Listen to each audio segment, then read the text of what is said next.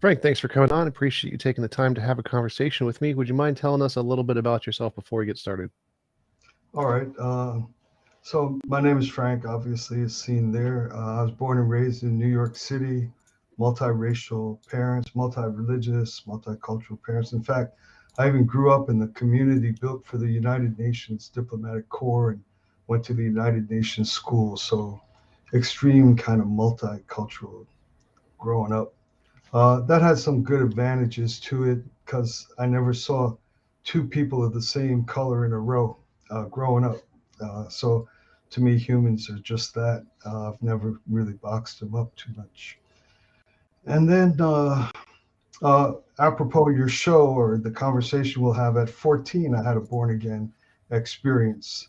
Uh, my mom from India thought it normal to send kids to boarding school. She accidentally sent me to one of the preeminent Christian boys boarding schools in America, the world, and the orientation was a tent meeting, and I responded, and all your classical "give your life to Jesus" type of stuff. Born again at 14 became quite an intense Christian. During my college years, they were the Vietnam rock and roll era, and I became a searcher. I studied a lot of religions and a lot of non-religious type of behavior of the time. A lot of rock concerts, a lot of traveling around. But somehow during my college years, um, I was searching beyond Christianity. So I searched through most religions at the time. And then at the very end of my college years, a unification person showed up at my door, knocked on the door. Oh, I should say, Tom, that partway through this search, I ended up getting very, very seriously into yoga and Zen in college. And in that process, I had an experience as strong in that side of religious practice as the Christian one. So at 14, I had your classic Jesus, born again, theistic God. And then at around 18 or 19, I had this kind of unitary consciousness. All is God, all God is us, we are God. And so I had two absolute versions of the two basic religious impulses in the world by the time I was 20. And I was trying to put them together. And and then at 21 on the nose, a couple of days later, a unification person shows up at my door, says, "Hi, we're a new group in town, a spiritual group, and we harmonize East and West and harmonize religion and science." And so I had a rule I had to investigate every spiritual path that presented itself to me, no matter how goofy it looked. It was I called it the Yoda rule. It didn't have to look like Jesus or look cool. It was my Yoda rule. So I had to go to this guy's teachings. And long story short, I ended up in the unification group at 21, and I'm still in it. So I think that the reason why I'm with you today is because you reached out to the unification group.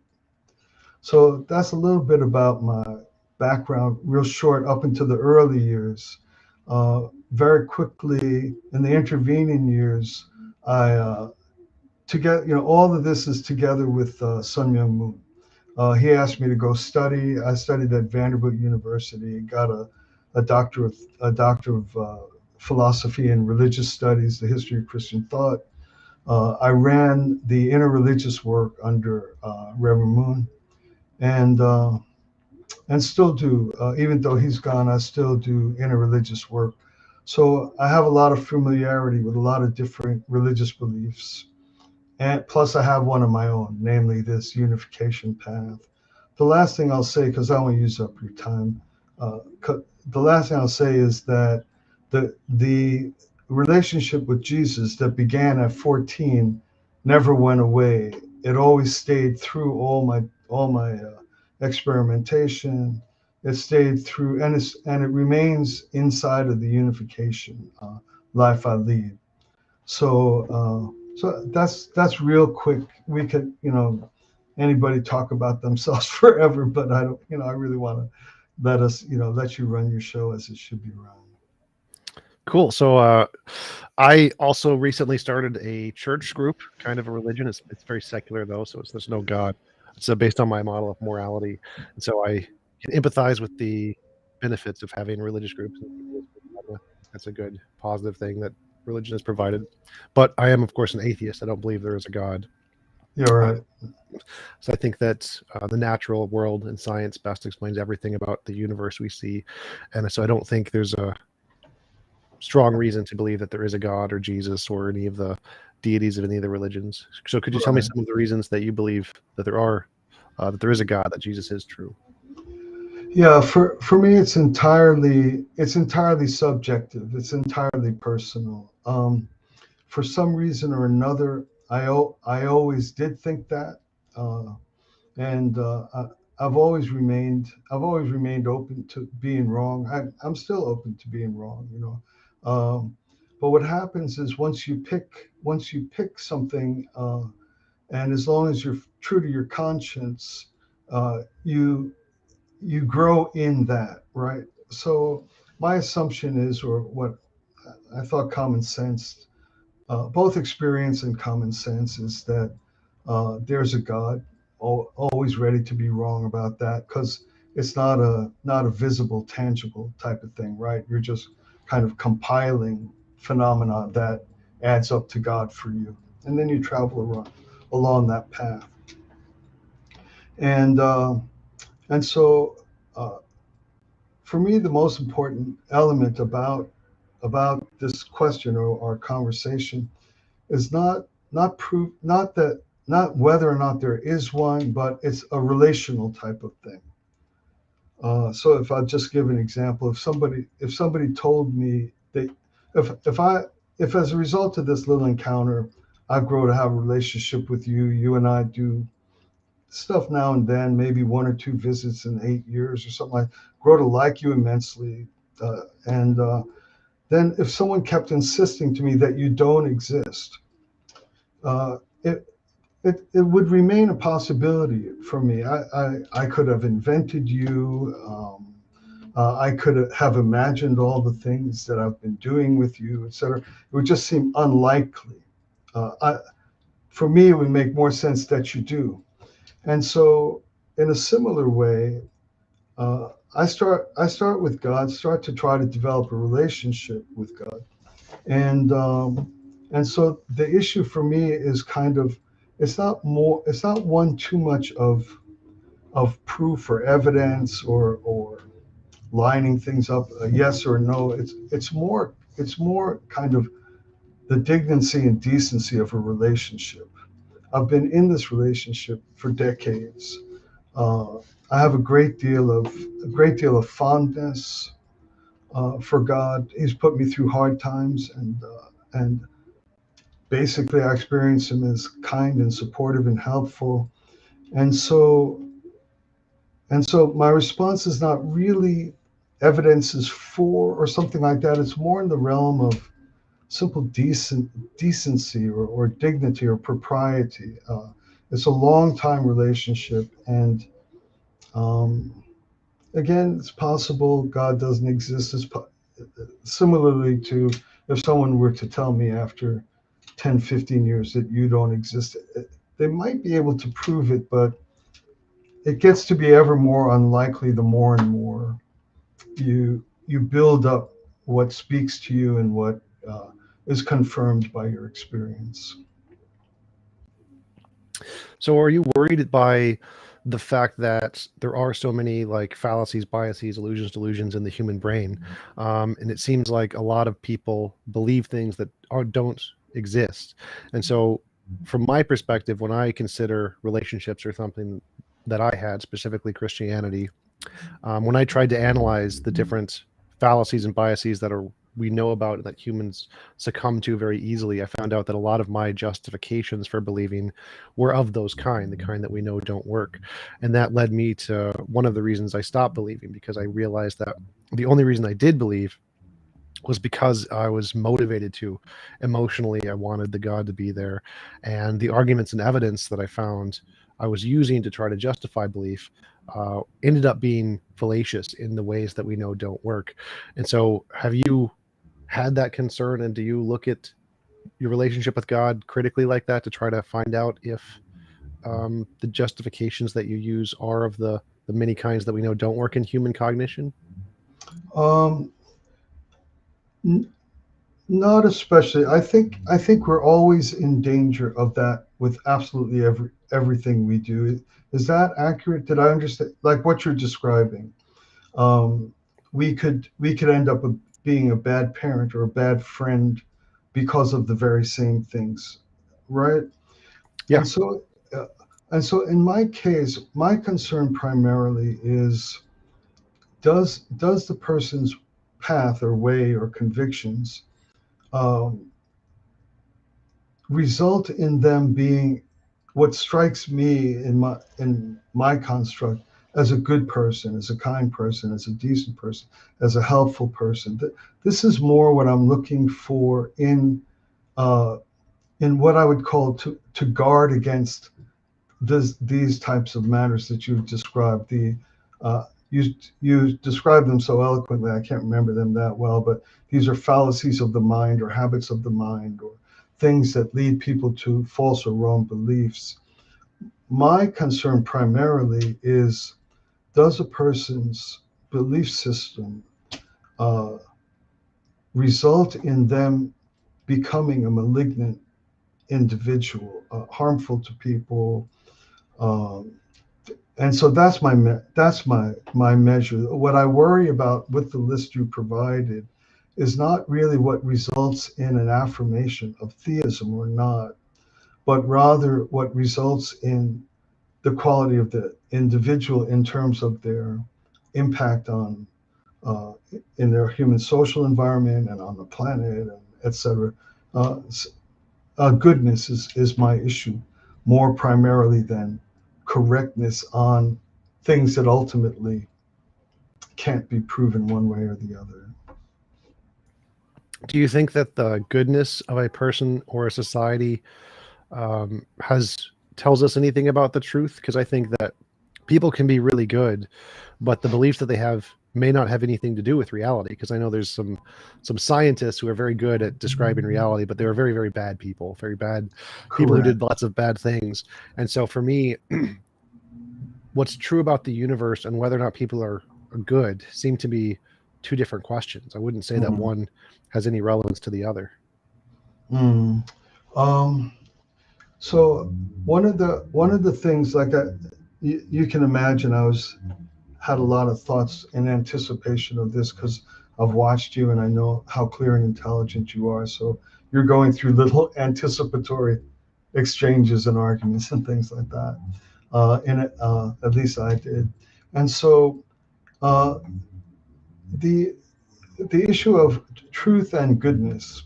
Um, One of the things that I thought of or prepared or wanted to present was the idea that we have intellect, emotion, and will. Human beings are constructed by these things. And whether or not something is true actually is a function of the harmonized capacity of these three things. Not all of truth is strictly limited to. So a scientist will be working with the full force of that person's intellectual training, talents, and so on and so forth. And then there will be something that will happen to that person that leads them to the resolution or solution or breakthrough that they were hoping to attain scientifically. And that might come from the function of a different dimension of our construct as human beings.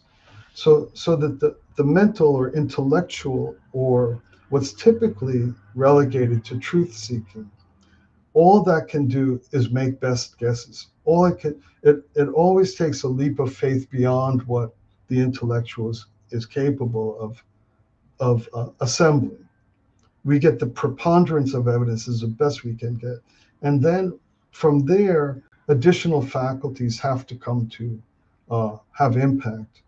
So finally, something else other than mere intellectual, intellectual uh, kind of assembling of data. Finally, something else has to move each human being really every moment.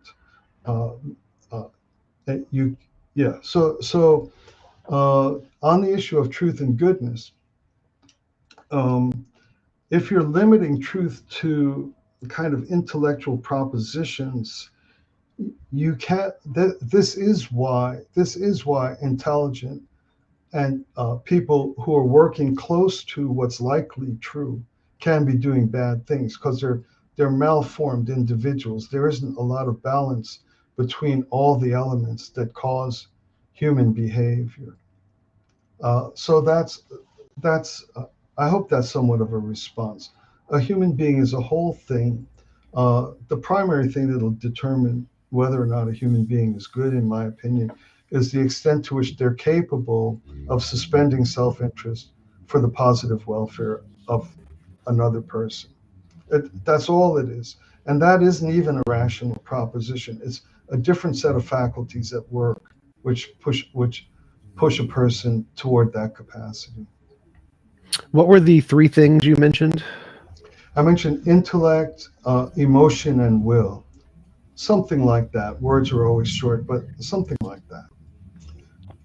And And you mentioned that these three working together are better at assessing truth than just intellect, I think. Is that what you were saying? yes, they all participate in in cre- that final leap of faith in which someone acts with their best hope that they're in relationship to what's true. And how does that work to give us closer knowledge of reality than just using intellect? Because that's the part I think I'm not quite understanding. I think that our will and our desires, our emotions, typically lead us are motivators to give us ideas to search for things, but I don't Yes. think they help us come to conclusions. I think we have to use the intellect to weed out all of the bad examples. So I think that the emotion and the will give us hypotheses, and there's just lots and lots of hypotheses, and it's totally fine to make up whatever hypothesis you want. But then you need to use the internet to weed out the less reliable ones. So I wouldn't say that it's you start with intellect and then you add in emotion and will. I think it's you start with emotion and will, and then you filter out of those possibilities the ones that are the least reliable. Mm. What I was trying to communicate was that the human being is a whole integrated operation of that all the time, uh, and each one has a function. The one that's most highly respected, uh, uh, improperly so, in my opinion, is the intellect. All the intellect is, by my measure, is an enormously helpful faculty, as are the cultivation and development of will and the cultivation and development of emotion. And so the intellect can never conclude. There's never sufficient evidence to conclude with absolute certainty literally anything whatsoever. Its job is to organize, assemble, and assess and collect the highest likelihood of how I'm going to make my decisions, design my actions, uh, posi- uh, behave in my relationships. The intellect is a glorious and magnificent servant of that larger thing that I must be. But it never has the capacity to finally conclude with certainty. Every proposition has has something to at, at least tickle or tease that what you're concluding might in fact not be the case. And so the whole human being is an integrated force of these faculties. They're not serial, they're not separated. They serve one another. Um, Well, so I think I would agree with you there that human being is comprised of both emotion and intellect and will to some extent. But the way I see it is that emotion and will drive us in many different directions, random directions. I like chocolate ice cream. That's my will. But I know that with my intellect, if I eat too much chocolate ice cream, I gain weight. And so I probably shouldn't be eating chocolate ice cream. And so it seems like emotion and will give us desires in all directions, of all kinds of desires. And then we need to use our intellect to say, okay, our emotion is wrong about this. We shouldn't do this. Our will, we shouldn't will this. Those kinds of things. I think the same thing applies to hypotheses about the universe. So I can have a desire to say, want there to be an ultimate being of some kind, but then I have to use my intellect to be like, well, is there evidence for it? Is it one of the fallacious reasoning kinds? And then try to filter out the emotional beliefs that I want to have that aren't supported by evidence. And so whether or not we have certainty, I think we do have certainty about one thing, that I exist. I think I can have certainty about that, but I don't see why it matters whether or not we have certainty. I think what matters is what the evidence indicates, and if we should follow the evidence wherever it leads. And I think that if the evidence doesn't indicate what we will or desire, then we probably shouldn't believe it. Just like if I will ice cream, I probably shouldn't just eat ice cream all day. yes. There's two things. I hope I remember them in what you just said. One is that I don't think that uh, one necessarily chooses a right course of action simply due to the evidence. As we all know, uh, there will be a person who knows beyond a shadow of a doubt, with certainty, that too much chocolate ice cream will be detrimental to them, and they eat it until they're 400 pounds, and they're still going. But there might be like one word of the first girl that ever cast eyes at him and said, "I can see through all these troubles, and please, and that might be the evidence never helped that person at all. So there's something else that could, and then this person just turned around and tried to be something for somebody or whatever it did. So the evidence is not, even though he's always known ice cream, or she has always known ice cream is bad. So that's what I'm guessing of this more dimension of things. The other thing I say in this set of thoughts I had a little bit in anticipation of being together, that there's two different dimensions of reality. There's the causal, or there's three actually. There's the causal or intentional, that is purely non-tangible, non-material, causal, intentional. Then there is the invisible, which is still material and subject to rational and scientific inquiry and the assemblance of evidence. And then there is the pure physical, testable, material reality. And I think each of these three different elements of the reality in which we live and of which we're a part uh, don't necessarily lend themselves equally to the style of evidence collecting uh, of each different dimension. So if I were just to see whether or not the transmission, if I put the transmission in my car right or something like that, there's a set of scientific approach to doing that properly that is appropriate to raw metal transmissions, gears, etc., and so on and so forth. There's another thing, back to the ice cream example, that I don't really see, or I have no way of seeing. There's you can use microscopes and things like that, but there's an invisible reality in which I'm applying the preponderance of evidence. But there's finally a dimension of things which has to do with what's intentional or causal. And I think that it is not reasonable, or maybe it's reasonable, but I don't think it works personally to demand that applying the rational inquiry into the purely non-tangible, non-substantial reality. We don't deny that it exists, intentionality and causality, but it has no extension. It has no material or physical extension. Although materialists try to make matter, well, they say matter's the origin of intention and causality. That's all right. But so just very quickly then, the I think that there's a separate dimension of the purely spiritual that requires a different set of like the demands of science are appropriate to physicality or things with material extension, even in the invisible world. Like if you could, someone might say there's ghosts. Like an atheist could believe in ghosts, couldn't they? Yeah. Yeah, there are many atheists who believe in supernatural powers, just not a god. Right. Right. And so because these things, although invisible or supernatural, they still what do you call it? They still are appropriately investigated with the classical tools of scientific inquiry.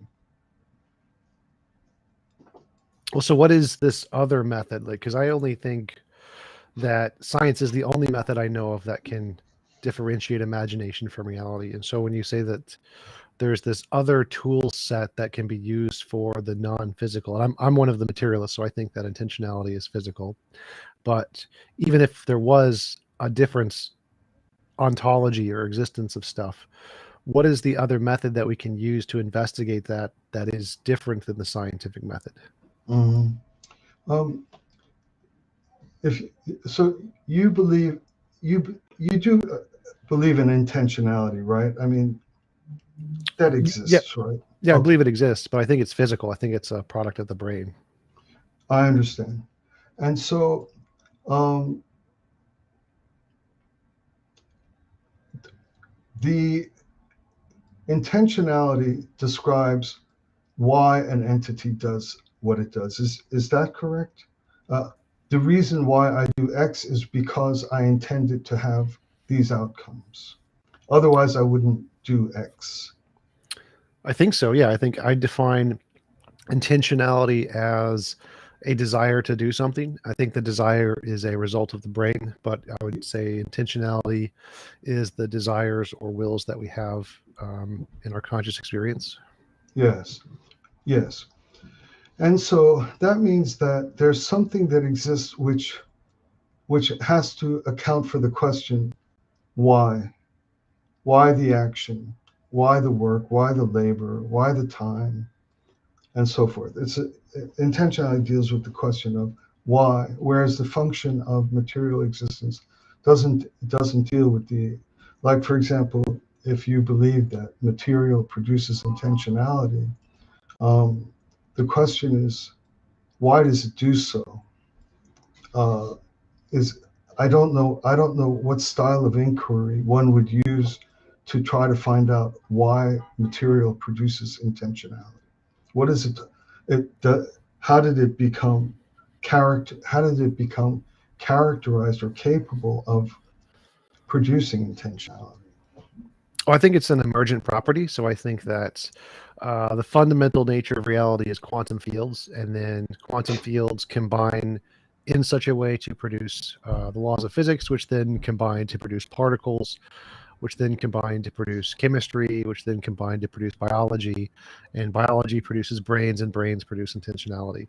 And so I think that the way that nature, the physical processes in nature, operate and combine with one another produces emergent properties, and one of those emergent properties is intentionality and consciousness. Very, very good. So it's I don't want to put words in your mouth. I really want to learn. I'm not here to argue, as you know. But is it's random? It's not real intentionality.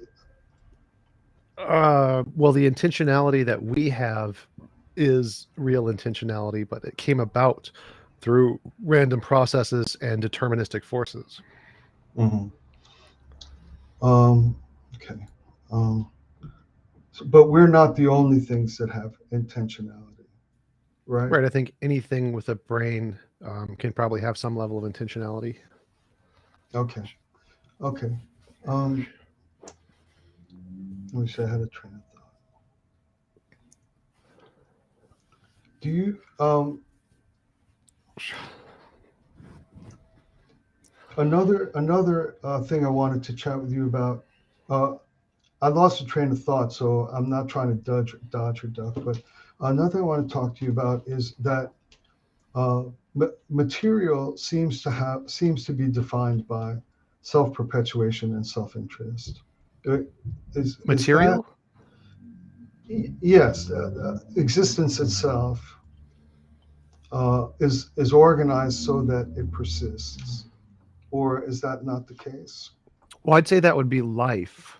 Like life, a living organism would be one that like self-replicates, self-replicating organisms, but material would be like particles, like protons and neutrons. They don't Right. self-replicate.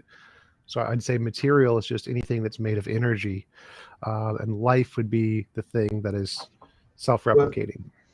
isn't the behavior of all material uh, design? Doesn't it perpetuate its own existence? It doesn't go I against its own existence. Even a particle, even a subatomic particle, or it's it per- it,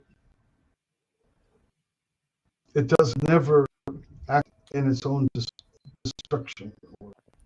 I don't know exactly because like there's examples of virtual particles which pop into existence where there's a particle and an antiparticle, and then Mhm. they collide and destroy themselves. And so um, matter is self-destructive all the time. It's just not all of it. Okay, okay. Because I was going, okay, so the combination of being both self-perpetuating and self-destructive is just a natural quality of matter. Sure. Okay, okay, all right. So the idea that some people will act in ways that uh, seem to be negative to their own or to their own detriment for the welfare of others. This is just a normal matter, a normal way matter behaves. Yeah, yeah. So there's actually a number of studies that have been done on evolution and game theory where cultures and societies will have a mix of people who are both altruistic and help individuals, and some will be selfish and help themselves at the detriment to other people. And a combination of these two things leads to the most successful society. So they did a number of trials with, say, ants and some other things to see which societies were the ones that survived the longest, whether the ones that were 100% altruistic, the ones that were 100% selfish, or a mix of both. And the ones that were a mix of both actually outperformed both the ones that were perfectly selfless and the ones that were perfectly selfish. But yeah, both are a natural result of evolution, giving the different processes of survival instincts of the altruistic helping others and the selfish helping yourself. And that's why society has a combination of both. Right, right. They have to exist in balance. When they're out of balance, they either harm the possibility of the individual persisting, or they harm the stability of the society at large. And Yep. you believe that that's inherent in matter. Yes, I think that's a And product so, of game theory. Yes. okay, okay. Can I ask you this question? Most times we encounter something functional. I think, and please correct me, I'm trying to learn here. I think that, so I don't want to negatively characterize a position. I don't think any reasonable person sees something, an existing functional thing, and believes it just got there. Like if you see a car, you don't believe it assembled itself. There's nothing you see functioning well that the normal impulse of mind and the most reasonable approach to it is it just got there. If you see, no matter what you see, if it's a functioning design that is adhering to its design and functioning well, the habit of mind is to presume that it was created. It would be unreasonable to think that a car appeared. So that almost everything we see that what do you call it, manifests a functional design. I think that normal people don't think that they just appeared or just got there. So, but it would seem to me, and this is a sincere question, it would seem to me that an atheist has to do that all the time with millions of things, a tree, an eye, an ear, that we're in constant contact with functional things. And in order to be an atheist, I think, or I'm asking, one has to presume that it just got there, that there's no intentional, there's no purpose for it. Like a tree, there's no purpose for it, or a dog, or can you help me with this one, please? Sure. So yeah, I think that most of the things we see in reality are functioning fine, but don't have a designer. So like, if we just look at the chemical periodic table, like argon, astatine, barium, americinium, I think all of these function extremely perfectly well in the fact that they have a particular shape and structure, and the electrons go around the protons in a particular shape and bind with other things. And there's different proteins of non-organic material, just chemical structures that are extremely complicated, but they function just fine. And I don't think they're designed.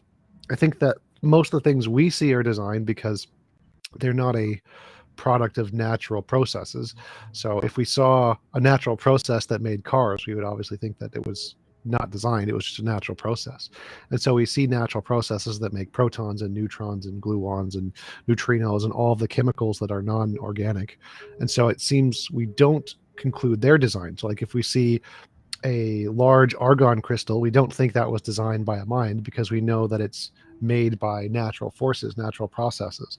And so even though there's extremely complicated things like tornadoes or hurricanes or tsunamis or tectonic plates, there's extremely complicated processes that are purely a result of natural forces. We don't think those are designed. It's only the things that we know that don't come about by natural forces that we think are designed. And so I think most of the things we see in the universe, we probably conclude are not designed because they come about by natural forces. So in the case of a tree, we think that all of the evidence indicates that trees came about through evolution, which is a natural process, in which case we would say it's probably not designed. So we would divide things up into the things that we see that there's a natural force to explain it, and we'd probably call those non-designed things.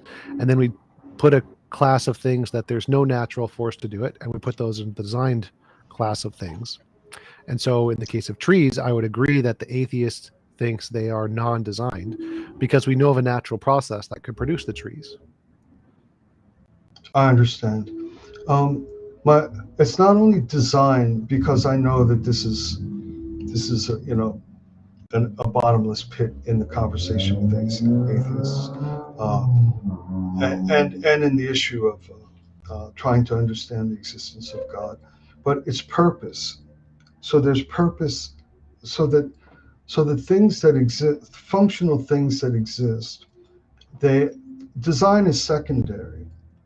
The first thing to come into existence is purpose, and the design is a secondary activity in which we try to have our desire or intention or purpose manifest. So in order to see so many elegantly functioning things and not attribute to them a design, more importantly, I think suggests that they don't have a purpose. The more important thing about elegantly functioning reality is not its design, because that's a place of tireless argument, but its purpose. One would also have to, and I'm asking here again, have to presume that these things have no purpose, like an eye or a tree, or just the end, like the arising of water with the, and on and on. Sure. So I would say that design would come before purpose, I think, because I think to have a purpose, you need a designer to make the purpose or add the purpose to it. And so I think that if something comes about by natural processes, then it wouldn't have a purpose, because to have a purpose, you need to have a mind that designed it to do something. I think it has an effect in entropy, where life, for example, in trees, interact with the world to disperse energy. And so the reason that they came about, the reason that evolution made these things, was to disperse entropy and a determined pattern by the laws of physics. But I don't think they have a purpose, because I think to have a purpose, you need a designer. Yeah, actually, design follows purpose. So, what in essence, in a more profound way, what is being denied is not a design, but a purpose. So, in your case or mine, anything we design is purely a result of having a purpose. We would never design something without a purpose. Uh, so, for example, if I were to want to try to visit you, the design would follow from that. I would have to plan to raise the money and find out train schedules. There'd be a design so that I could manifest my intention or desire or purpose.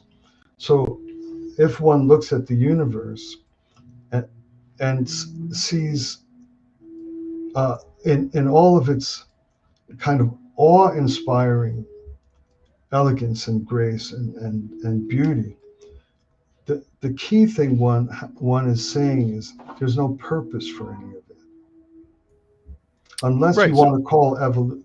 That's what you're saying. right. So because I see it the other way. I see it like, if I have a purpose or intention and I want to design something, I have to use all of the pieces that are lying around. So say I wanted to design or to stick something on my fridge. I had a purpose that I wanted to stick something on my fridge. I wouldn't build a magnet from scratch. I already know magnets exist in the universe. The magnets existed prior to my purpose of wanting to create something to stick to my fridge. And so I would use the already existing electromagnetic force to use these magnets, and then build them in such a way that I can stick stuff to them and put them on my fridge. Right. And so the purpose didn't exist to create the magnets. Purpose exists to use the tools that already exist to instantiate some kind of a goal. And so I wouldn't say that you need purpose to exist for magnets to exist. You need purpose to exist to use magnets to make a fridge magnet. And so the laws of physics, the things that created evolution, would be like just the existence of the magnets, the tools that are already there, and they're combining in random ways to build lots and lots of different kinds of chemicals and chemical structures and proteins and things. And then once you get to brains, that's where the intentionality and the purpose comes from. I don't think purpose predates everything that exists. I think that there are many natural phenomena that exist without purpose, like magnets, electromagnetism, and then we use purpose to control those things to do very specific tasks. But I don't think you need purpose for everything. I don't think you need purpose for evolution or for life. I think those can happen by natural processes without purpose. Okay. Uh, okay.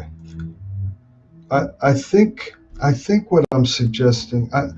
I think what I'm suggesting remains the case.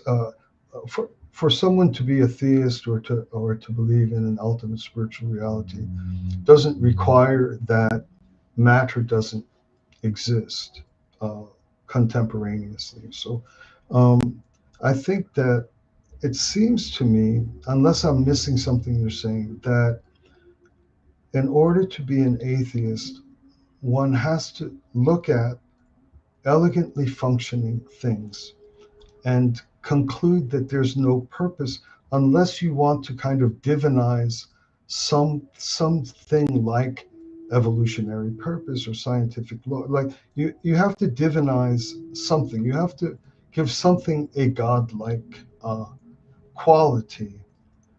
Uh, otherwise, it seems to me that one is living inconsistently. That we see elegantly designed things. The habit of mind is to presume that this was deliberately done. And yet, to be an atheist, one has to look at zillions of beautifully designed things or beautifully functioning things and say that there's no reason for them to be there unless you want to give evolutionary forces a kind of a divine like authority over what we see. Well, sort of, I would agree with that. I would say that to be an atheist, you have to follow the evidence wherever it leads. And the evidence indicates that evolution is the only explanation for trees and life and things. And so the rational conclusion based on the evidence is that they have no purpose. So I don't think it's because you're an atheist, you have to look at things and conclude there's no purpose. I think it's because the evidence indicates it has no purpose. And if you want to follow the evidence, you should conclude it has no purpose. Okay, I'll hold that for a second. I think this leads me to I think it's a related question that I, th- I think earlier on you said that you believe in morality or you believe in good and bad. Yes, I'm a moral realist, so I believe in Um, objective morality. Objective morality, and good and bad is measured in what capacity? What are the fundamental qualities of something that would be described as good or something that would be described as bad? I think it's a law of physics, undiscovered law of physics, fundamental to the universe. So so bad is to try to do something that physics won't support. No, so it's not all of physics. It's there is a particular law in physics that has to do with morality. It's called moral naturalism. Is the position that good and bad are a subset of things in the natural world. It's not all things. Like gravity isn't good or bad. Gravity is a law, and electromagnetism is a law, and then there's morality, which is another law. So there's multiple laws of physics, and one of them is the moral law, and but not all of them are moral laws. And the moral law is is generated without purpose. It exists without purpose.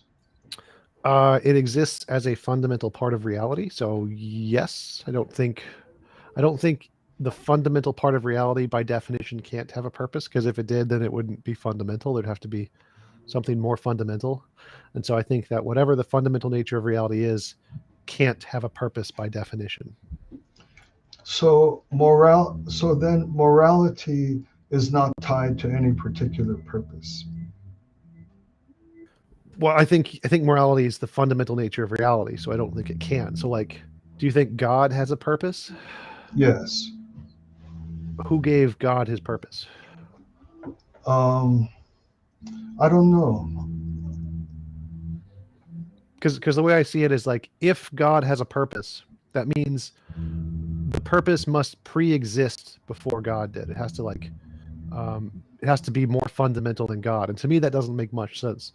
To me, there has to be a fundamental thing, and whatever that fundamental thing is, it can't have a purpose. Because if it does, then that means there must be something more fundamental than whatever the most fundamental thing is. And so, whatever the foundational part of reality is, the first thing that ever existed, I don't think that can have a purpose, because that doesn't seem to make sense to me. Unless it is purpose, not have a purpose, but is purpose. How can something Purpose, purpose is the uh, fundamental unit of reality. Purpose is the fundamental unit of reality. why would you think that? Because to me, purpose is a further thing down the line. I think quantum fields are the fundamental thing of reality. And I think purpose is something that comes after brains. And so why would you think that purpose would pre-exist before quantum fields? I'm not. I'm not sure I understand quantum fields, but quantum fields would seem to me to be just a distant down the line production of things. They would exist for some reason, for some purpose.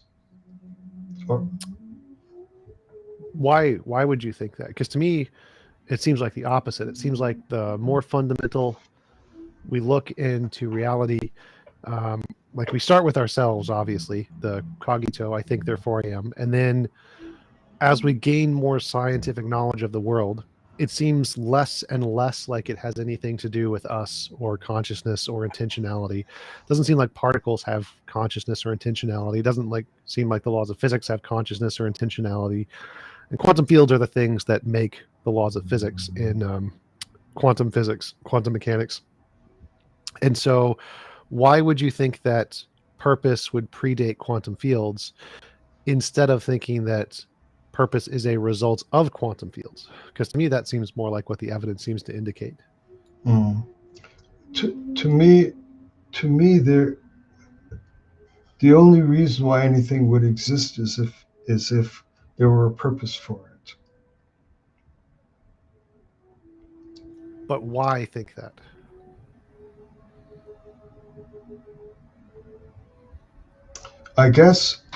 I think that by the kind of preponderance of my experience, uh, both internally and self-reflectively and experientially and materially and relationally, every part of my life suggests that nothing exists without a purpose. Every I myself do nothing without a purpose. I do nothing without a purpose. I do nothing accidentally. And if this is my nature, and I'm surely made up of all the things that you're describing, right? Magnets and quantum fields, or that's all. I'm that. And my experience of myself, both in my interactions with the natural world and my interactions with human beings, my interactions with myself and my efforts to have some kind of self-understanding, I find that 1,000% of the time, uh, there's absolutely nothing in my life that ever lacks purpose. And so if I'm the sum total of everything you're describing, it just feels to me inconsistent to suddenly go contrary to everything I know in every sphere or dimension of my being. I think I would feel the opposite because for me, from my background knowledge, it seems like purpose is kind of like pineapples. Pineapples are a thing that come from trees, and so I don't think you can have the pineapple before the tree. I think you need a tree first, and then you can have a pineapple. And I think that intentionality and purpose are something that can only come about after conscious agents, and conscious agents require something to be made of. They can't be just a basic thing in the universe. They have to be made of other things, like brains. And so, whatever the fundamental nature of reality is, I don't think it can be conscious or a purpose or a brain.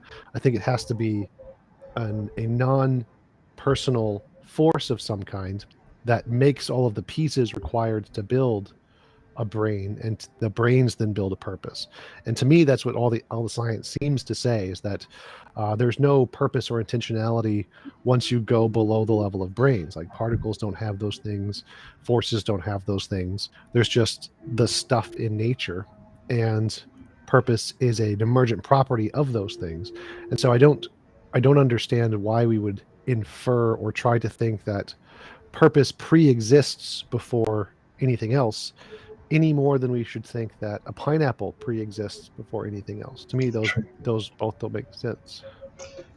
Yeah, basically, without no confrontation here, but you're guessing that these small things don't have purpose and intentionality. You're guessing that. It's an article of faith. Atomic particles may well have very specific purpose. Oh, sure, it's possible. I would definitely say that, Yeah. but I don't think So there's any evidence to indicate that. I think that we don't have yeah. any reason to believe particles are conscious, just like we don't have any reason to believe rocks are conscious. But I have reason to believe you're conscious, and I have reason to believe dogs are conscious. And so if we look at the evidence, I think we're rational in concluding that rocks and particles are not conscious. Even though it's possible, we just haven't discovered it yet. I don't think there's any reason to think that at this point. Mhm. Understood. Understood. And so all of reality is without purpose until it reaches a certain level of random organization. Is that an accurate description?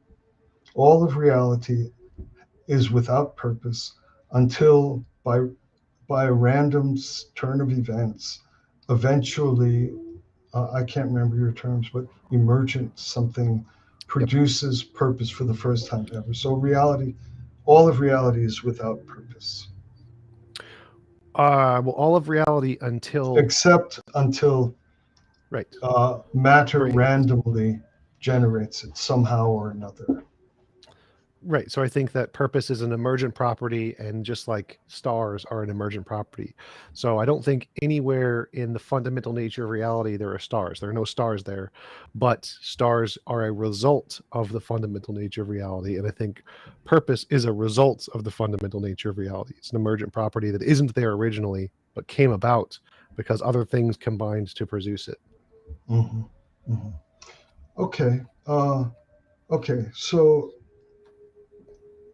somehow, okay. So somehow, oh, morality, is it important or is it just a more pleasant way of being in the world? Is it important in any way? Because it strikes me, if I'm not mistaken, as just it just randomly uh, emerged or evolved or happened or Well, just to clarify, so I think morality is like gravity. It's always been there. It didn't come about. I think our ability to experience it evolved, but I think morality was always there, just like gravity was always there. I see. I see. So all of reality is characterized by morality. Morality is a force that permeates all of reality, just like gravity is a force that permeates all of Okay. reality. Okay. And then, so these, what were you calling them? Quantum fields Yes, that's the thing that makes all the forces. makes all the forces. They have morality. Morality exists there as well. Yeah, it's one of the quantum fields. Beautiful. All right. Good enough. Good enough. If if you have if everything is characterized by morality, uh, then all one does is add a multi-headed god or add a headdress or add a cross or call him a name or say there's none or uh,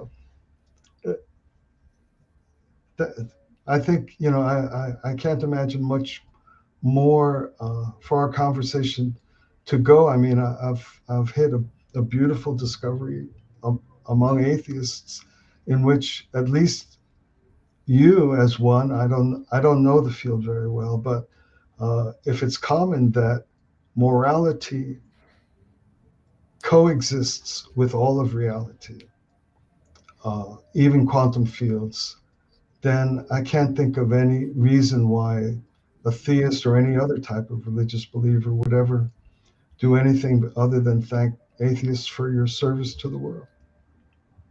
Sure. So it's actually pretty common among academic philosophers. I think so. Most philosophers are atheists. It's about 70 something percent, 75%.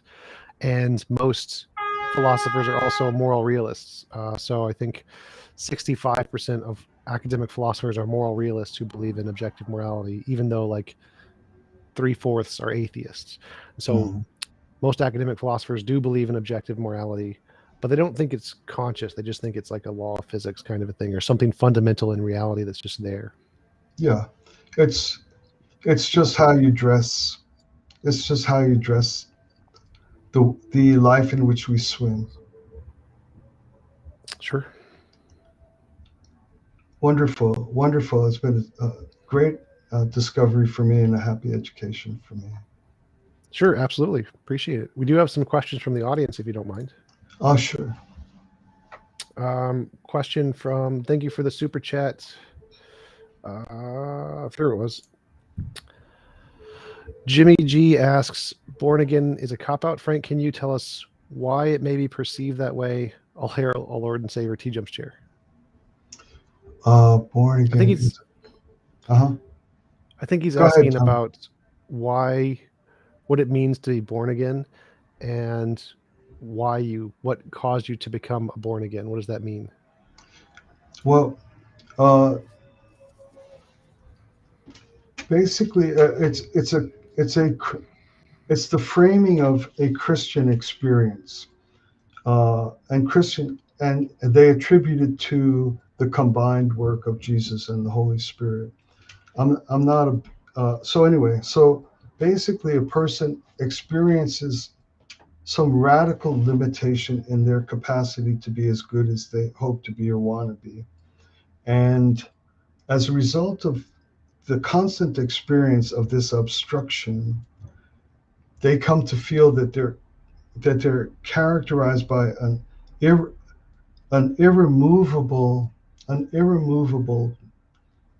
dark impulse or detriment, or it's called sinfulness or something like that, that there's nothing I can ever do myself to not have these counter forces that are driving me to be other than what I wish to be. And then and so the short answer to that is that I'm born that way. How did you get that way? You're born that way. You have an aspect to your nature that will never allow you to be all that you wish that you could be. Then some Christian preacher comes along and he'll say, you can be born again, born anew, born in God, and this will no longer be your condition. You will now be characterized by a circumstance in which the weight of this accursedness of your sinfulness, et cetera, will no longer be the nature of your reality. And so then someone will ask Jesus, please forgive me for my sins, even though it wasn't even my fault. I was born. And then suddenly a Christian experiences being born anew, born again, having this great weight of guilt and burden taken away from them. So that's just what born again is. It's basically saying that in a relationship with Jesus and the Holy Spirit, this terrible sense of accursedness no longer characterizes my life. That's not my religious way of life, but that's what born again is all about. Gotcha. Next super chat was from Good question. Good question asks, does purpose pre-exist before God? I would say that in a similar way, Tom, as you would say that morality is contemporaneous or co-eternal with all of reality or quantum fields or something like that, I would say that purpose is co-eternal or contemporaneous or non-distinguishable temporally from God. They co-eternal and contemporaneous. Gotcha.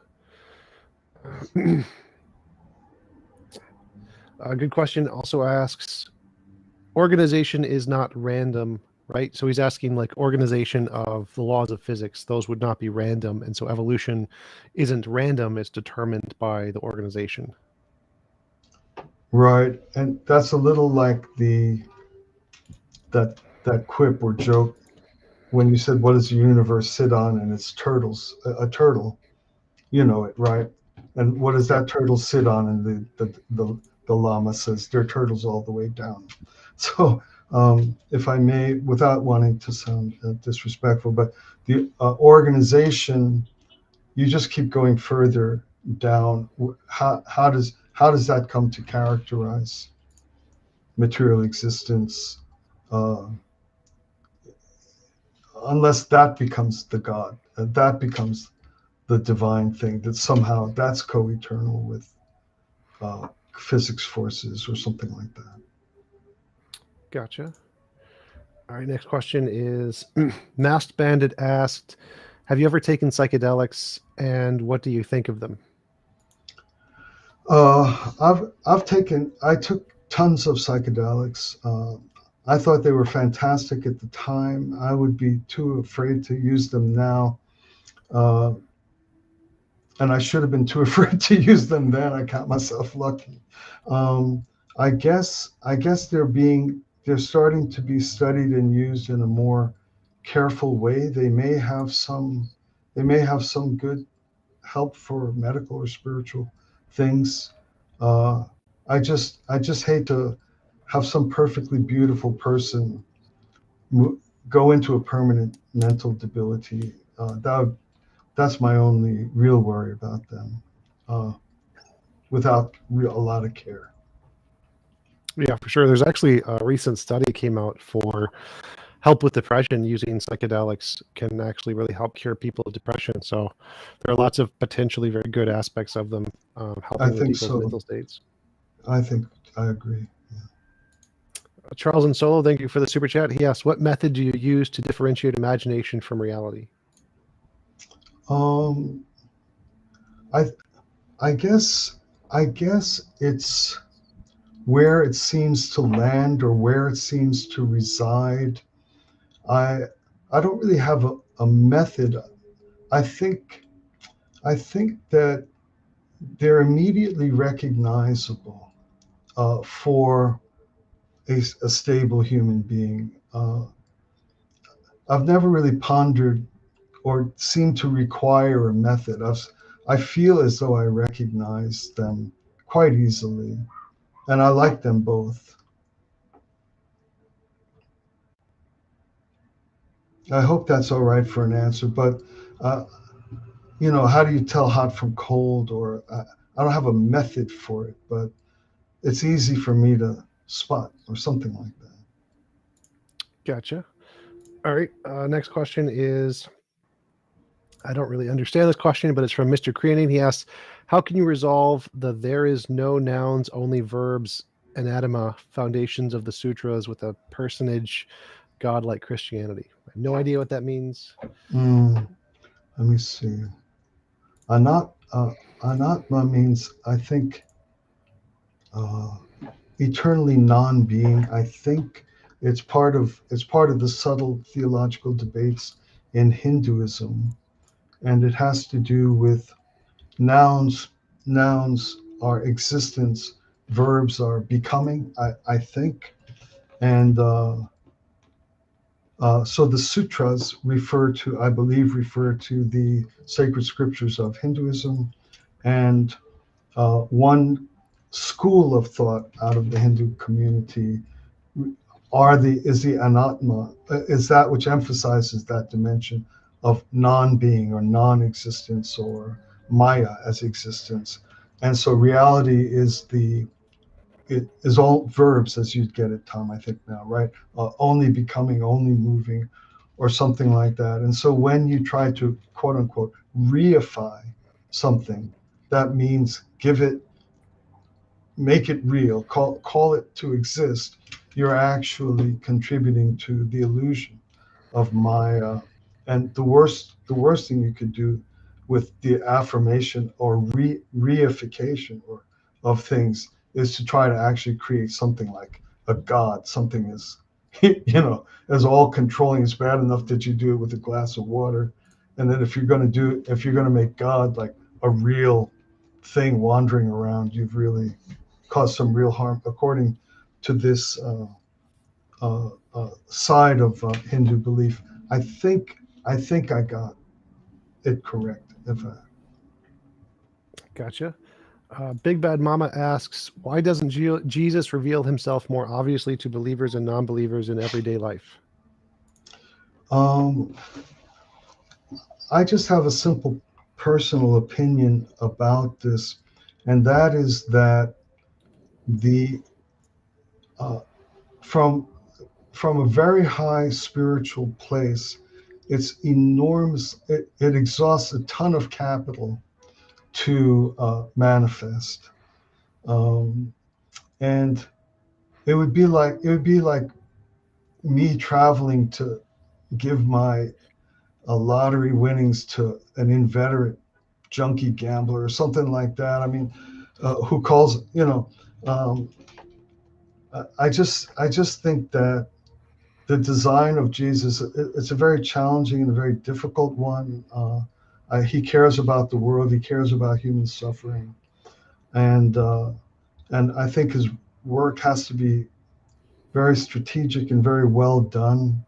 And so we might think we have better ways of how Jesus might do things, but I think uh, where the fact that we may not see him more easily or something like that is related to him trying to help the world in the finest and most strategically effective way. Gotcha. Winston's mom asks, we have archaeological evidence early man, pre-hominids took care of their old and sick. Does this fit his definition of morality? Absolutely. I think it's just a wonderful, by all means, by all means.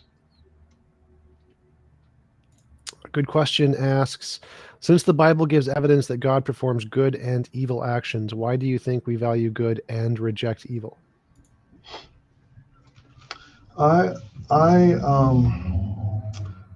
I don't believe a rigorous treatment of the Bible would ever attribute any action to God as evil.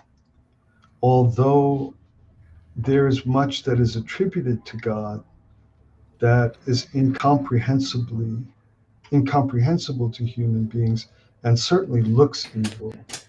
Uh, Again, this is just a purely personal uh, uh, uh, opinion. It doesn't bear any weight, but I believe that people describe things according to the level of their spiritual development, and so things may be in the Bible, things may be attributable to God uh, based on the spiritual acuity of the people of that time.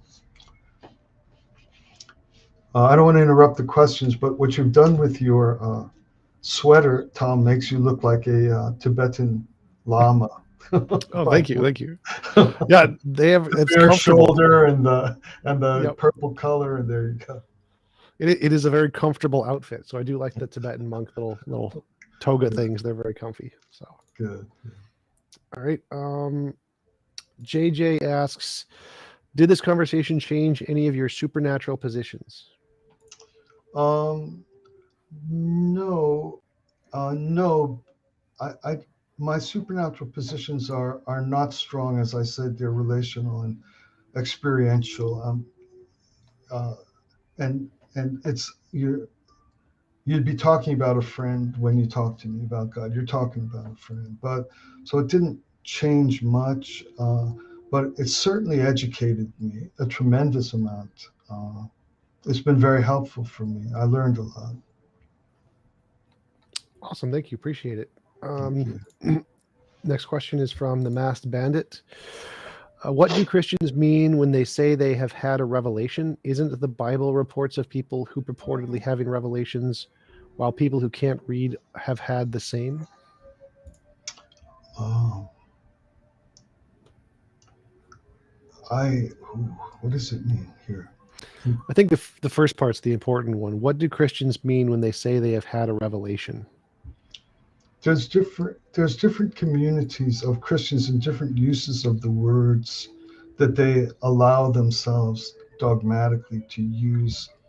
I think revelation is pretty constrained, and a lot of Christian groups would not allow anybody to claim to have had a revelation, but they would rather say that they had an inspiration, or they might even say they received a word from Jesus or something like that. They can say these things, but revelation is usually reserved. Most Christian groups don't allow their believers to claim that they have revelations. But in common parlance, we can use it freely and all the time. I had a revelation that, that my sister's going to show up. You know, it's, you know, and there she was, you know. So there's a common use of the term, but for Christians, I think mostly they have to stick to other language in terms of their own dogmatic constraints. Gotcha. Good question. Thank you for the super chat. Did Vishnu create Yahweh? Oh, I don't, maybe. I believe that there's one God. If Yahweh is not that God, then maybe Vishnu created Yahweh. But I believe there's one God, and so I wouldn't have one name higher than the other name or whatever. But that's a cool question. I like it. Awesome. The last question is from another wolf. He says, when I cannot measure something that does not exist, why should I believe in a magic being? Everything else is imaginary and chatter. When you can, okay. Again, no need or desire to be argumentative, but I can. I can feel love for someone. I can feel love grow. I can feel that become stronger over time.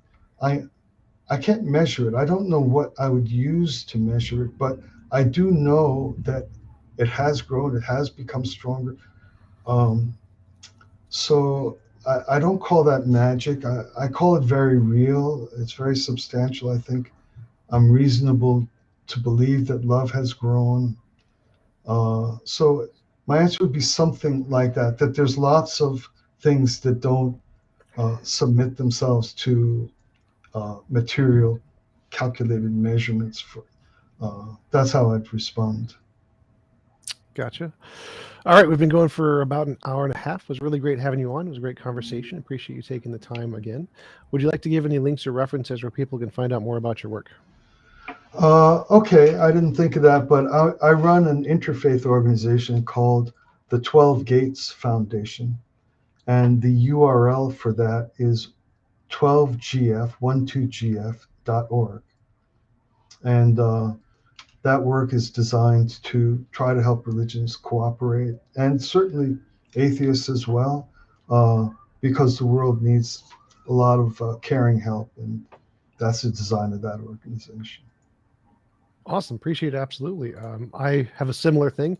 I'll put a QR code for anybody interested. It's the Church of the Best Possible World is the thing I'm working on. And we're trying to buy apartment buildings and offer them at affordable rates to try and make life easier for as many people as possible. So we have a similar goal. Yeah, appreciate the work you're doing. So thanks again. Really appreciate it, and hope you have a wonderful rest of your day. Thanks very much, Tom. Thanks for inviting me on. I appreciate it. Take care.